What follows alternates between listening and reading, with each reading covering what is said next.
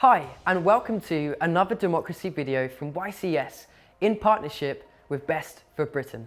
We make videos around citizenship, democracy and your consumer rights. If you want to follow our content, hit subscribe and click the bell notification icon.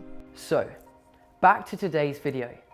In April 2020, as the first COVID-19 lockdown in the UK took effect, worrying news reports started appearing showing frontline NHS workers wearing bin bags and skiing goggles to protect themselves in the intensive care unit. Hospitals across the UK were reporting a shortage of protective equipment for key workers.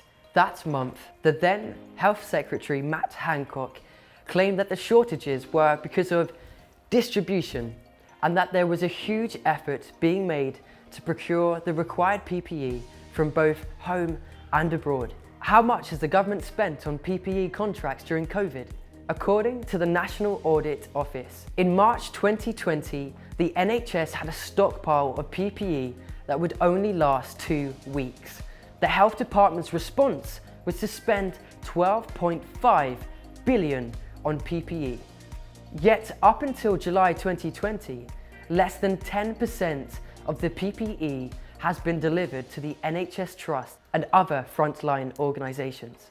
Aside from undelivered items, the National Audit Office has reported that the government massively overpaid for stock.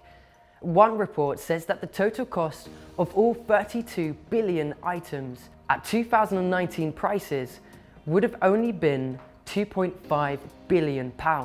That's 10 billion less than the government paid. How government procurement is supposed to work. The government spends billions of pounds a year on external suppliers.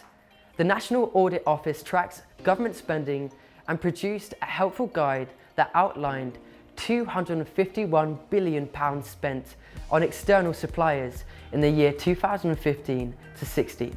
Governments should be accountable to the taxpayer in how they spend our money. And the National Audit Office outlines their contracts with suppliers should have the following: a clear expression of how the money is going to be spent, a mechanism to hold the supplier to account, clear roles and responsibilities, and performance and cost data. In other words, evidence of what has been delivered for the money. There should also be competition to small and medium businesses and public transparency on how the contracts were awarded. This is to ensure that we all know that the government is working in our best interest. A common conception is that the government contracts are usually awarded to the lowest bidder in any contract. You know, we're sitting on 4 million pounds of fuel, 1 nuclear weapon, and a thing that has 270,000 moving parts, built by the lowest bidder. Oh, makes you feel good, doesn't it? Yeah. Who won these government contracts? Well, in April 2021, work by the Good Law Project uncovered the existence of what is known as a VIP channel for PPE suppliers. Several existing PPE companies have reported that they were ignored by the government when they offered to supply the required equipment to keep the NHS staff safe.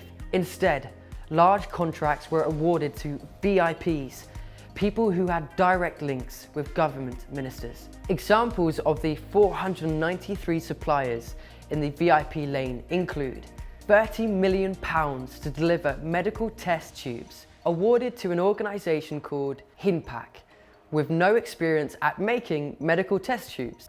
Hinpack is owned by former pub owner and neighbour of then Health Secretary Matt Hancock. £120 million to supply PPE was awarded to a company called Platform 14. Fewer than 1 in 400 face shields supplied was usable because it did not meet the required standards. Platform 14 is run by Steve Deccan, a former Conservative councillor. £160 million in various PPE contracts were awarded to Mela Designs, which usually supplies home and beauty products to the high street retailers, but started supplying PPE during the pandemic. Mela Designs is run by David Mela, who has donated nearly £60,000 to the Conservative politicians and the Central Party since 2009, including £3,250 to Michael Gove's leadership campaign in 2016. There are many more contracts that we don't know about. The government is refusing to admit how many COVID contracts it awarded and to whom.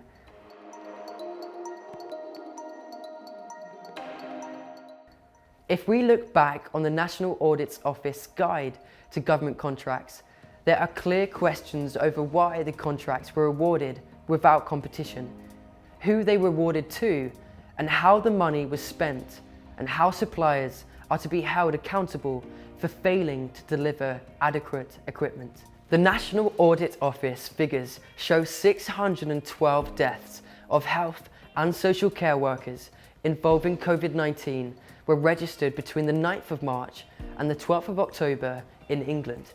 We all have a right to know how the government spends taxpayers' money and be assured that the health of our frontline workers has been prioritised in this decision making, rather than put at risk due to decisions that left them inadequately protected. Unfortunately, the government currently does not wish to share this information willingly with the public. There are many legal and public campaigns to pressure the government to be transparent on this issue through a public inquiry. If you want to find out more about how to let the government know your feelings on this matter, visit Best for Britain's website. If you liked videos like this, why not give us a like, comment, or share our social media channels? Thank you for listening, and wherever you are, I hope you have a good day.